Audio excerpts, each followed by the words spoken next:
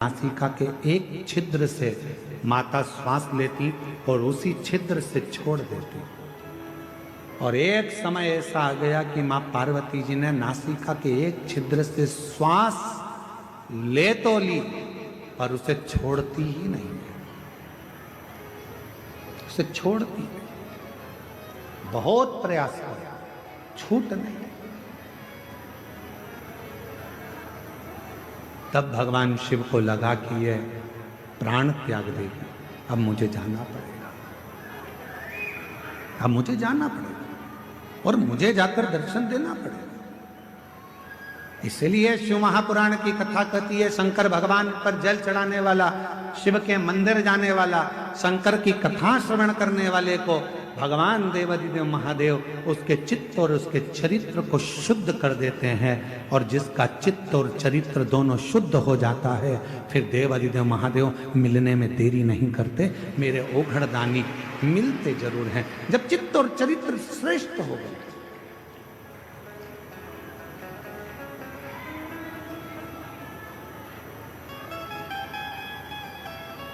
हम आपसे एक बात पूछे, जरा उत्तर दीजिए। आप में से कितनी माताएं जो अपने बेटे से कहती है बेटा मोबाइल देख ले? कोई बोलता है अपने बच्चे से कि मोबाइल देखो? बच्चा अपने आप मोबाइल उठाता है, देखना चालू कर देता है। आप में से कोई माता ऐसी है जो अपने बच्चे से बोलती है बेटा पान की दुकान पे जाके खड़ा हो जा? कोई माँ अपने बच्चे को नहीं कहती कि पान की दुकान पर खड़े हो जा। कोई माँ अपने बच्चे से कहती है कि तू मदिरा की दुकान चले जा। कोई माँ अपने बच्चे को मदिरा की दुकान नहीं भेजती। कोई माँ अपने बच्चे से कहती है कि तू पढ़ाई मत कर। कोई माँ अपने बच्चे से ये नहीं कहती कि तू पढ़ाई मत कर।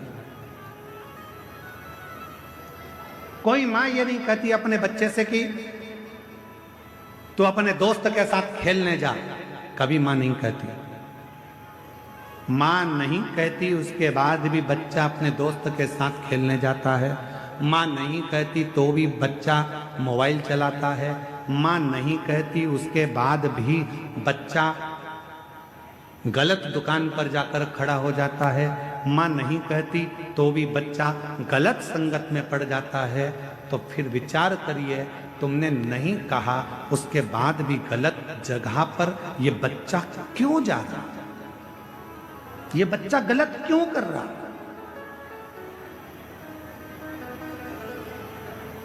क्यों कर रहा है? तुमने बोला नहीं तो भी गलत काम कर रहा है, गलत संगत की ओर जा रहा है, गलत मार्ग की ओर जा रहा है। कारण क्या है? मतलब आपके घर के संस्कार उस बच्चे पर प्रभाव नहीं दे पा रहे हैं। आपके घर के संस्कार उस बच्चे को कम पड़ रहे हैं, इसलिए दूसरे की विसंगति उस बच्चे को बर्बाद करने में लग गई है। दूसरे की विसंगति आपने नहीं बोला। बिना बोले बच्चा मोबाइल चला रहा है, बिना बोले बच्चा दोस्तों के साथ घूम रहा है, बिना बोले बच्चा रात को 10-10, 11-11 बजे तक आ रहा है, बिना बोले बच्चा मदिरा पान कर रहा है, बिना बोले बच्चा तंबाकू खा रहा है। खुशी तब मनाना जब बिना बोले तुम्हारा बच्चा एक लोटा जल भरकर शंकर के मंदिर जाना चालू कर दे, तब समझना कि हमारे संस्कार पोषित हुए।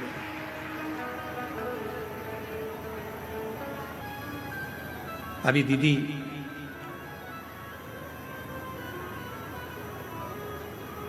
अयोध्या से पधारी दीदी गौरांगी जी कह रही थी अपने संबोधन में कि मेरे भी माता पिता हैं और मैं भी एक माता पिता की बेटी हूं।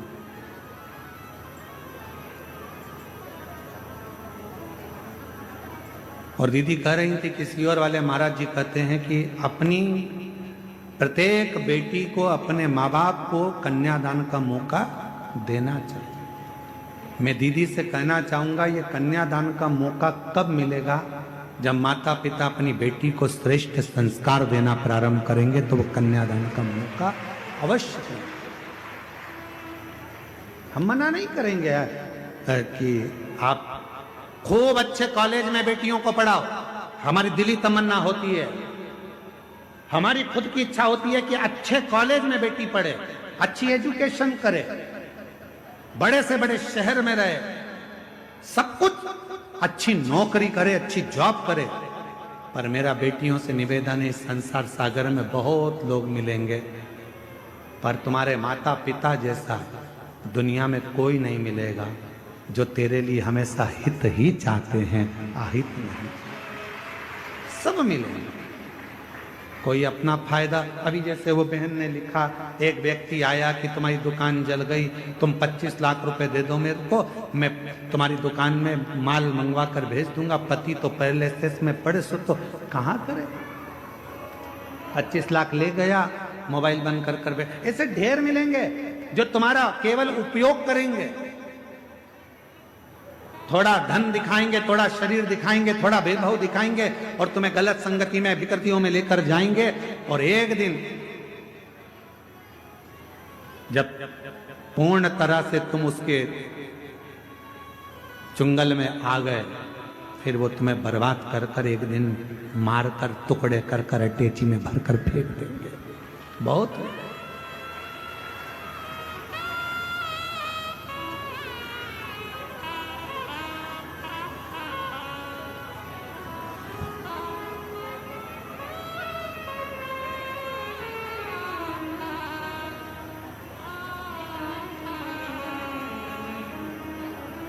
जब कोई कहता है ना कि वो मुझसे बहुत स्नेह करता है, वो मुझसे बहुत स्नेह करता है, वो मुझसे बहुत स्नेह करती है, और वो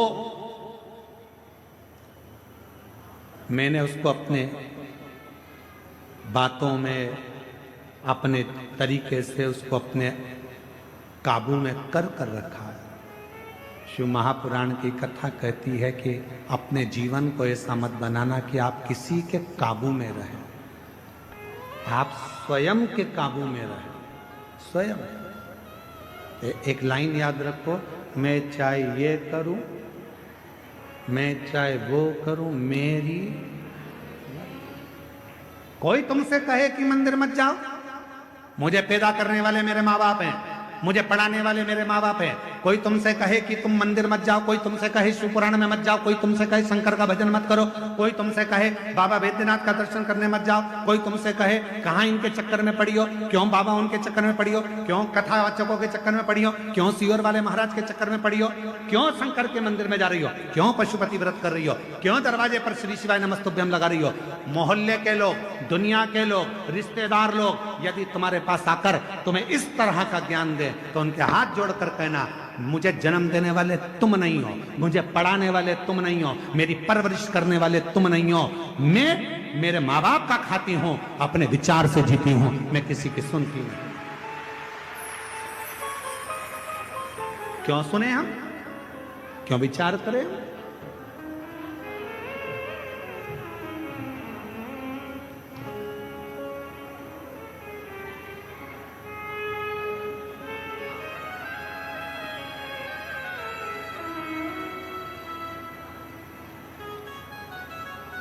क्यों विचार करें हम इस चीज का?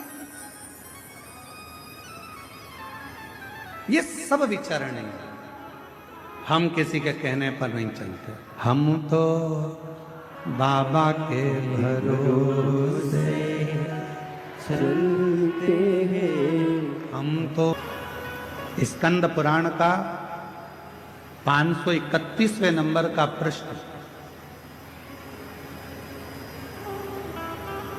राजा भद्रायु की कथा का बड़ा सुंदर वर्णन करता है, और शिव महापुराण भी राजा भद्रायु की कथा का वर्णन करता है। शिव पुराण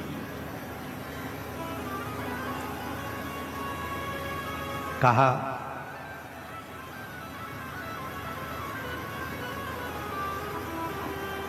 एक बार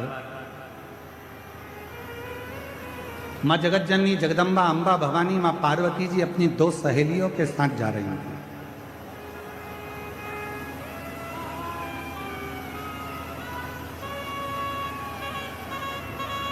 इतने में माता पार्वती जी ने राजा भद्रायु की पत्नी को, कीर्ति मालिनी को देखा।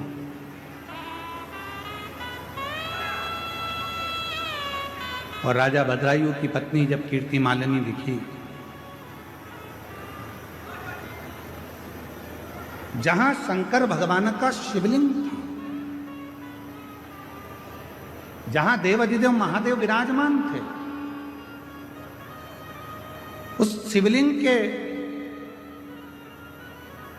ठीक सामने जहां नंदी विराजमान था, उस नंदी के पीछे का जो चौबारा था, उस चौबारे को कीर्ति मालिनी साफ कर रही थी।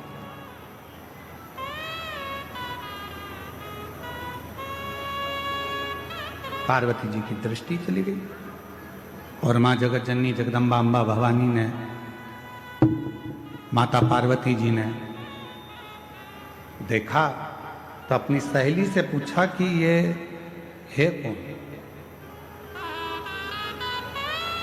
कौन है ये जो भगवान शंकर के मंदिर में पोछा लगा रही है, झाड़ू लगा रही है, सेवा कर रही है, आखिर ये है कौन?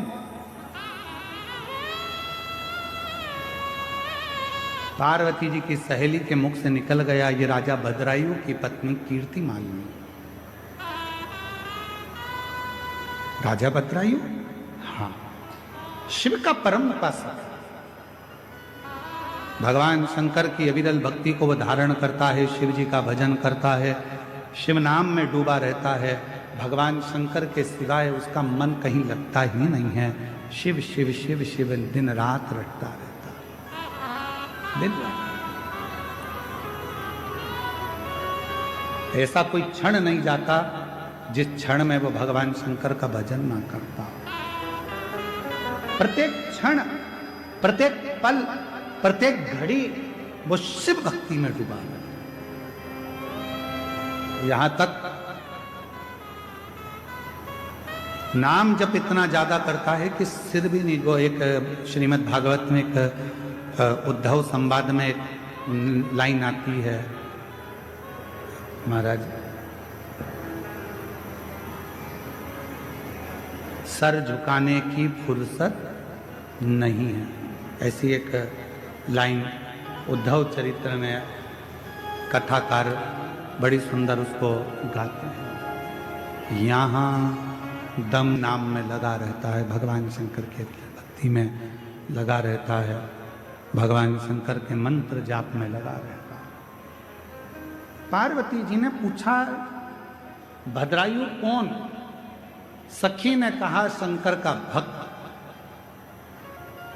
और एक लाइन सखी ने और कह दी पार्वती जी से कि तुम्हारी भक्ति भद्रायु की भक्ति के आगे तो शून्य है।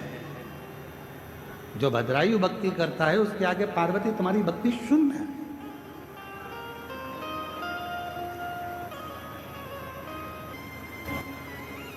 संसार में जितने भजन करने वाले होते हैं, जितना भक्ति करने वाले होते हैं, जितना मंत्र जाप करने वाले होते हैं, स्मरण करने वाले होते हैं, नाम कीर्तन करने वाले होते हैं, इनकी निंदा करने वाले 1000 गुना ज्यादा होते हैं, 1000 गुना ज्यादा। आज जितना जितना सत्कर्म में आगे बढ़ोगे उतने तुम्हारे निंदक बढ़ते चले। और अपने को नहीं डरना, आग लगे बस्ती में क्या किसको रोइए, हम तो बाबा के भरोसे। फिर कुछ भी हो अपने को टेंशन। अब भद्रायु भजन करने वाला, भद्रायु राजा भगवान की भक्ति करने वाला, और पार्वती जी की दृष्टि पड़ गई और पार्वती जी की सहेली ने कह दिया, तुम्हारी भक्ति राजा भद्रायु के आगे तो शून्य है, शून्य। अब जब इतनी बड़ी बात पार्वती जी को मिलेगी तो पार्वती जी का तो हृदय जल गया। पार्वती जी ने कहा, ऐसा होता है क्या? मैंने कहा शिव जी की भक्ति को धारण करा है, शंकर की भक्ति को मैंने किया है और मैंने शिव जी को प्राप्त करा है। मेरी भक्ति के आगे क्या भद्रायु की भक्ति श्रेष्ठ है? पार्वती जी अपने घर चली गईं। मौन होकर आज माता पार्वती बैठ गई, चुप, कुछ नहीं बोली। श्री गणेश जी का आगमन हुआ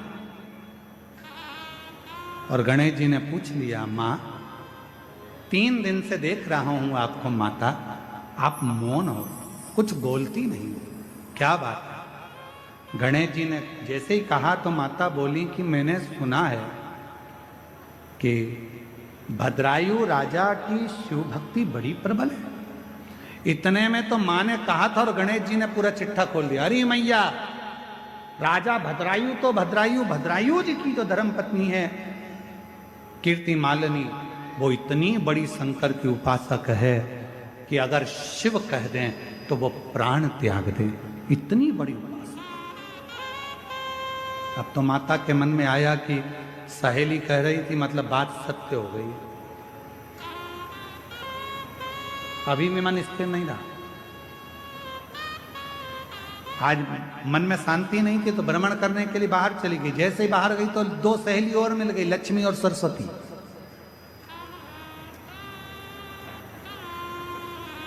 दोनों ने पूछ लिया, क्या बात है पार्वती, आज तो आप बहुत चुप दिख रही हो। पार्वती जी बोली, बस ऐसे ही मन कर गया। इतने में लक्ष्मी जी बोली, अभी हम आ रहे थे तो राजा भद्रायु शंकर जी का भजन कर रहा था, इतना सुंदर भजन करता है। फिर इतने में सरस्वती जी ने बोला, कीर्ति मालिनी भी इतना सुंदर भजन करती है शिव को रिझाने का, भगवान शंकर को मनाने का। इतने में तो पार्वती जी का हृदय और ज्यादा जल गया। आज पार्वती जी कैलाश पर पहुंची, शिव जी के नजदीक में जाकर बैठी और बाबा उनके मन के भाव को जान गए। तो भगवान शंकर पार्वती जी को लेकर तुरंत नंदी पर बिठाकर भ्रमण के लिए चल दिए और बाबा लेकर गए तो कहां गए? वही भद्रायु के सामने, उसी भद्रायु के सामने। पार्वती जी ने पूछा, आप मुझे ये कहां लेकर आए? बाबा देवादिदेव महादेव ने कहा, पार्वती ये राजा भद्रायु है, बहुत उपासना करता है मेरी, इसकी धर्म पत्नी है ये कीर्ति मालिनी, मेरी बहुत आराधना करती है। पार्वती जी को हंसी आ गई और पार्वती जी हंसकर बोली, अगर आप इतनी तारीफ कर रहे हो तो एक बार परीक्षा लेना चाहती हूं, क्या मैं परीक्षा ले सकती हूं? आपको एक बात कही थी कथा में, जो शंकर का भक्त